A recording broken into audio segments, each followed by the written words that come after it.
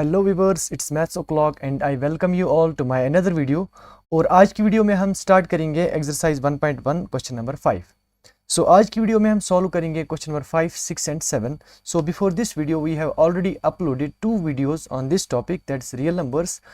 Here is the first one, it's the introduction part of this real numbers. और second वाला video जो है उसमें हमने इस एक्सरसाइज के पहले 4 क्वेश्चंस को सॉल्व किया हुआ है। But before starting the video let me tell you, अगर आपको इस रियल नंबर्स का स्टडी मटेरियल चाहिए, so what you have to do is you need to download an app जिसका नाम रास्ता है, जिसकी लिंक आपको डिस्क्रिप्शन बॉक्स में मिल जाएगी। और जो इससे पहले वाले 2 वीडियोस हैं उनकी लिंक भी आपको डिस्क्रिप्शन बॉक्स में मिल जाएगी। सो आपने वो एप्लीकेशन डाउनलोड करनी है, इट्स माई ऐप, दैट्स रास्ता।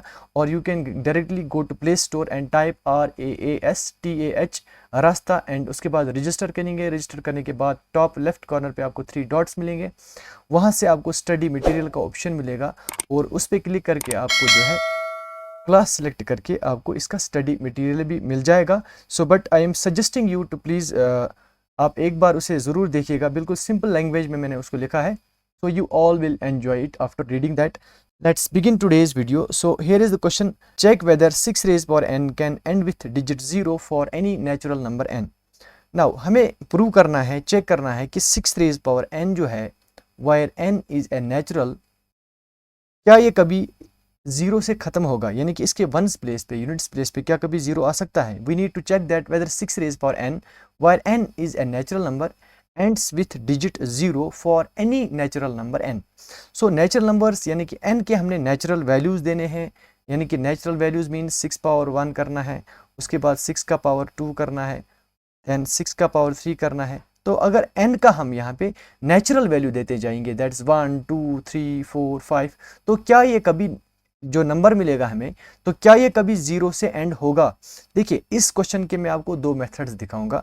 So the first one is, अब देखिए 6 raised power 1 is 6, okay. But इस मेथड को समझने से पहले आपको एक चीज़ समझनी पड़ेगी। तो अगर मैं यहाँ पे एक 2 डिजिट का नंबर लिख लेता हूँ, सपोज आई राइट 23 × 42, राइट।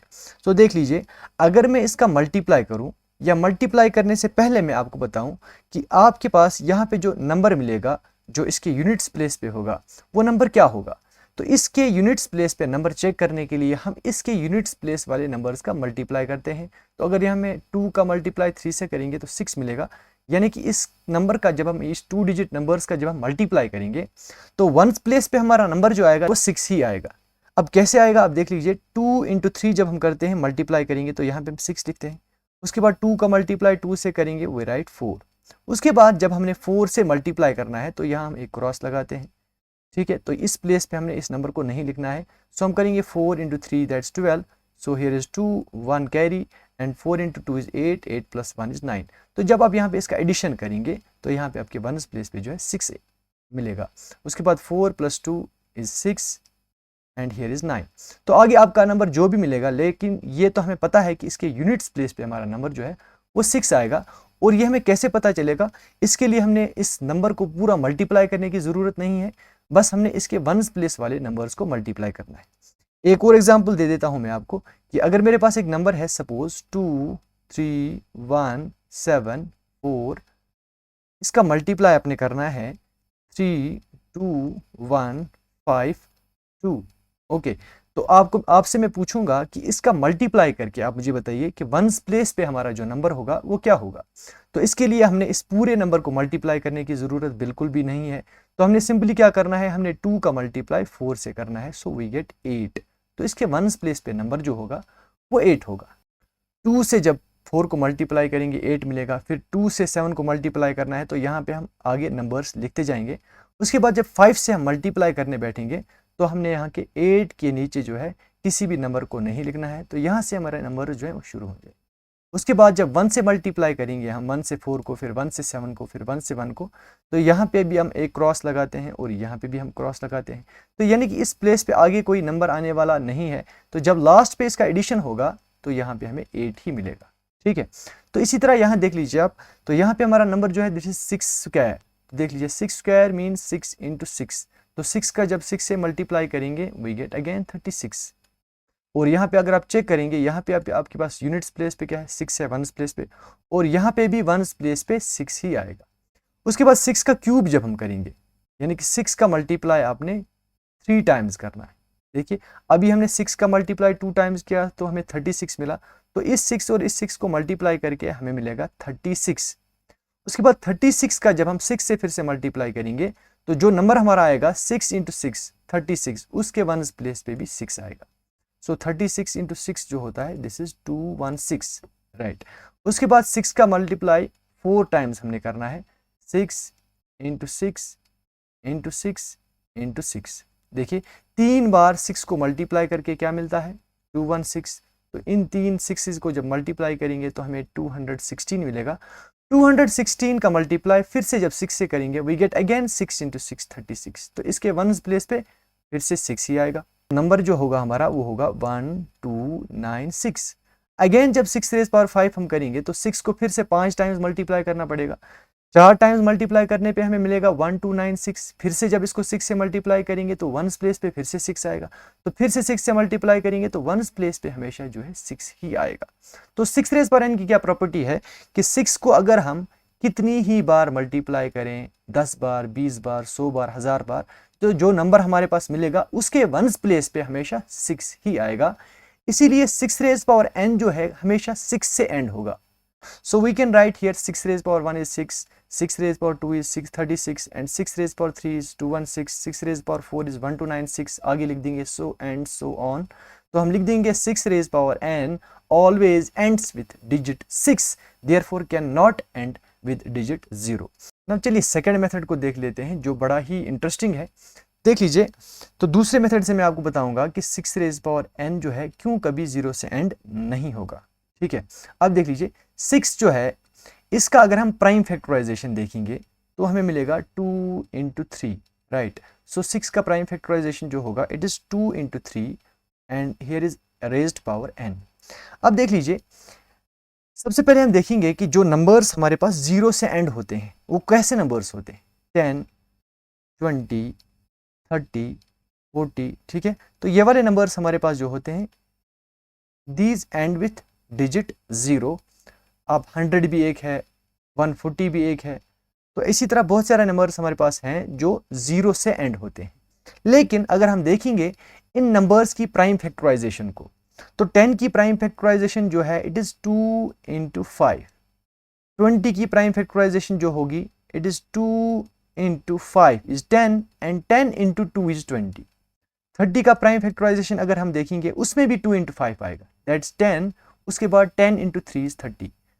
40 का प्राइम फैक्टराइजेशन देखेंगे again 2 into 5 is 10 and 10 into 4 is 40, but 4 को फिर से लिख देंगे हम 2 इंटू 2, और वी कैन से 40 का प्राइम फैक्टराइजेशन जो है उसमें आता है 2 क्यूब इंटू 5 पावर 1। तो इसी तरह 50 का प्राइम फैक्टराइजेशन देखेंगे इसमें भी 2 इंटू 5 आएगा, दैट्स 10 एंड 10 इंटू 5 इज 50, और we can write it 2 into 5 square. इसी तरह आप किसी भी नंबर को ले लीजिए जो कहां से एंड होता है, जो 0 से एंड होता है, तो उसकी प्राइम फैक्टराइजेशन में 2 और 5 एक बार जरूर आता है। तो आप किसी भी नंबर को ले लीजिए उसकी प्राइम फैक्टराइजेशन में 2 और 5 आएगा ही आएगा जो 0 से एंड होगा। ठीक है, अब ऐसा क्यों होता है, क्योंकि अगर हम देखेंगे कि जितने भी नंबर्स हमारे पास हैं जो 0 से एंड होते हैं उन सारे नंबर्स का फैक्टर जो है 2 भी होता है और 5 भी होता है। ठीक है, इसका मतलब 2 भी इसका एक फैक्टर है और 5 भी इसका एक फैक्टर है, तो 10 जो है वो भी इसका एक फैक्टर होगा। ठीक है, तो इससे क्या होगा कि 6 का प्राइम फैक्टराइजेशन जो है अगर आप देखेंगे इसमें 2 तो आता है लेकिन इसमें 5 नहीं आता है। तो जो नंबर्स हमारे पास 0 से एंड होते हैं उन सब के प्राइम फैक्टराइजेशन में 2 भी आता है और 5 भी आता है, एक बार आता है, कम से कम एक बार आता है।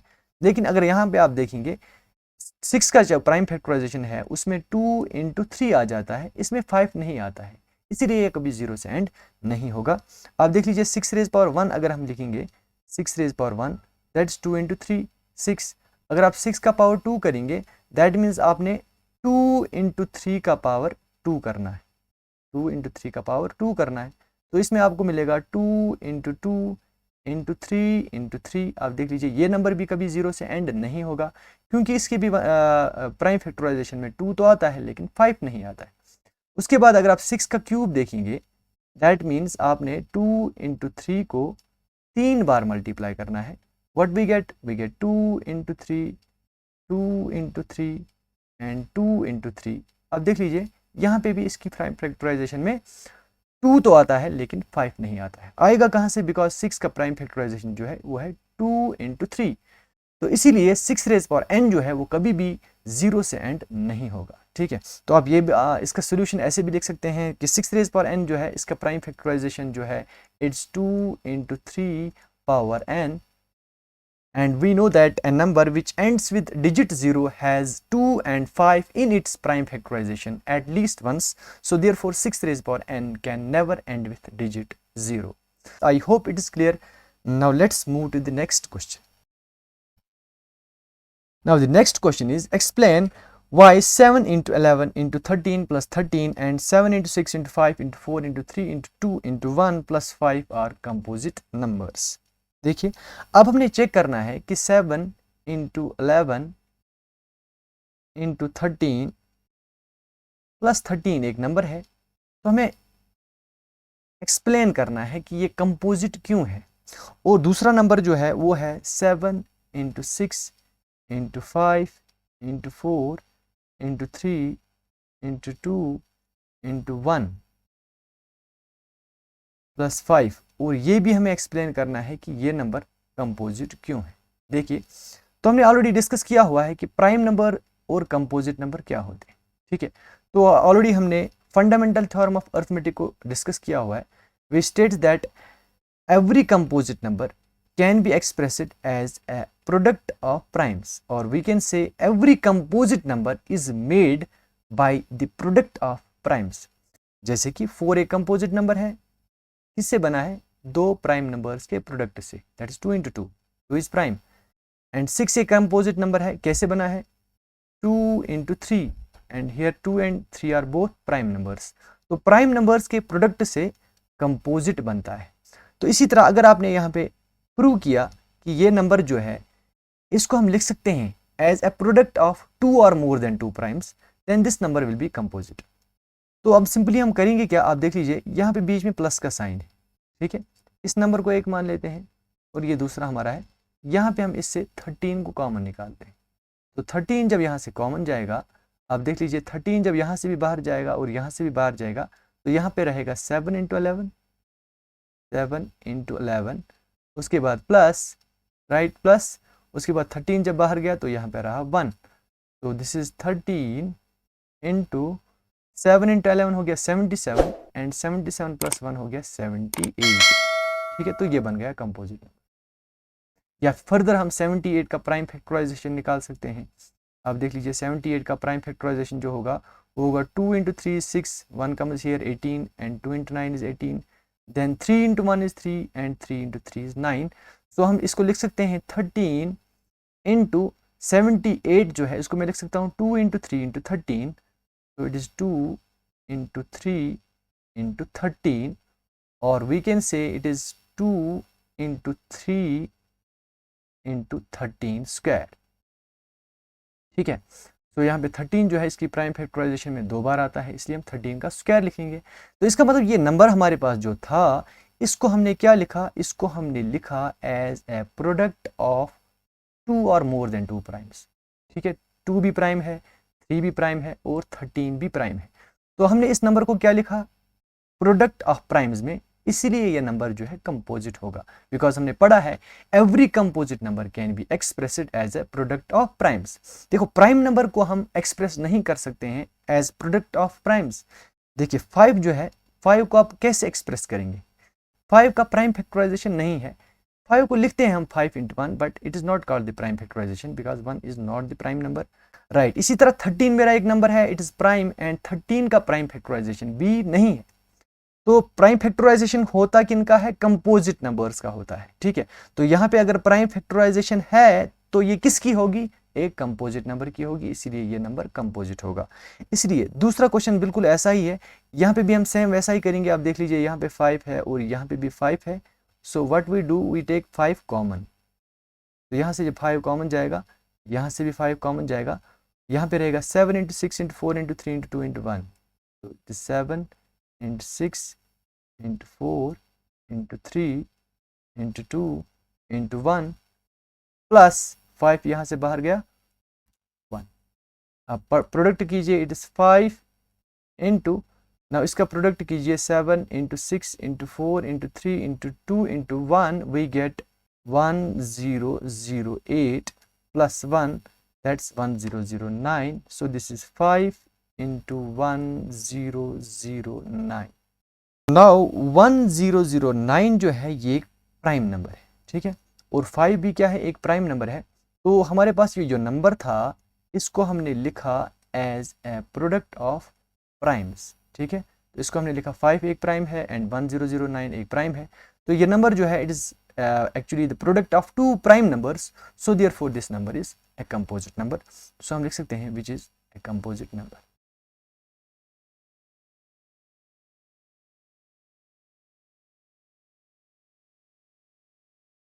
Let's move forward.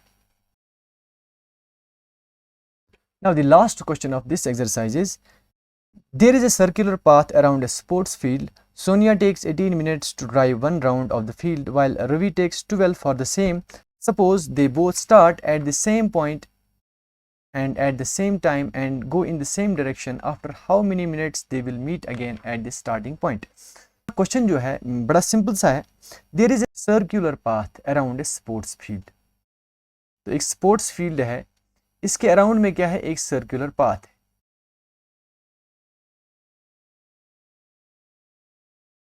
ओके, अब मान लीजिए ये हमारा स्टार्टिंग पॉइंट है। तो लिखा है there is a circular path around a sports field. Sonia takes 18 minutes to drive one round. Sonia जो है उसको इस ग्राउंड का एक चक्कर लगाने में, एक कंप्लीट राउंड लगाने में, स्टार्टिंग पॉइंट से लेकर स्टार्टिंग पॉइंट तक एक कंप्लीट चक्कर लगाने में इसको 18 मिनट्स का वक्त लगता है, ठीक है। वाइल रवि जो है उसको एक राउंड कंप्लीट करने में लगते हैं सिर्फ 12 मिनट्स, ठीक है। ओके, तो सोनिया को लगते हैं 18 मिनट्स और रवि को लगते हैं 12 मिनट्स। उसके बाद दूसरे राउंड के लिए निकलते हैं, फिर तीसरे राउंड के लिए निकलते हैं। तो हमारा क्वेश्चन है कि कितने मिनट्स के बाद वो स्टार्टिंग पॉइंट पे फिर से मिलेंगे। So we need to find after how many minutes Sonia and Ravi will meet at the starting point again. So in order to find after how many minutes they will meet again, we need to find the LCM of 12 and 18। तो हमने simply क्या करना है, 12 and 18 का हमने निकालना है LCM, और हम लिखेंगे in order to find after how many minutes Sonia and Ravi will meet at the starting point, we need to find the LCM। अब LCM ही हम क्यों ढूंढेंगे, अब देख लीजिए कि अगर हमारे पास यहाँ पे मान लीजिए कि सोनिया जो है उसको लगते हैं 18 मिनट और रवि जो है उसको लगते हैं सिर्फ 12 मिनट। इसका मतलब रवि की स्पीड जो है वो सोनिया से ज़्यादा होगी। तो मान लीजिए जब रवि जो है एक राउंड कंप्लीट करके यहाँ पे पहुँच जाएगा तो सोनिया मान लीजिए अभी पीछे थी, यहाँ पे होगी। तो जब दूसरा राउंड हो जाएगा कंप्लीट तो सोनिया जो है वो और पीछे हो जाएगी, तो तीसरे राउंड में सोनिया और पीछे हो जाएगी। तो इसी तरह जो है वो फिर से स्टार्टिंग पॉइंट पे मिल सकते हैं। तो अगर हमने फाइंड करना है कि कितने मिनट्स के बाद मिलते हैं तो हमने इसका निकालना पड़ेगा सिंपली LCM। और LCM फाइंड करने के लिए मैंने आपको ऑलरेडी एक मेथड दिखाया है, आज मैं दूसरा दिखाऊंगा आपको। सो हमने LCM ऐसे भी फाइंड कर सकते हैं, ये आपने ऑलरेडी इससे पहले प्रीवियस क्लासेस में भी पढ़ा होगा। So we write 2 into 6 is 12 and 2 into 9 is 18। तो अगेन हम 2 से करेंगे, इट इज 2 into 3 is 6, और 9 को नहीं होगा 2 से, तो 9 को सिंपली हम नीचे ले आएंगे, ठीक है। अब 3 से हम करेंगे, this is 3 into 1 is 3 and 3 into 3 is 9। फिर 3 से करेंगे हम 1 नीचे आएगा एंड 3 into 1 is 3। तो यहाँ पे इसका जब प्रोडक्ट करेंगे we get 2 into 2 is 4, 4 into 3 is 12 and 12 into 3 is 36। सो हमारा आंसर जो होगा वो होगा 36 minutes। So Sonia and Ravi will meet again at the starting point after 36 minutes. Now this brings us to the end of this exercise. We will meet in the next video again. Till then, take care. Allah Hafiz.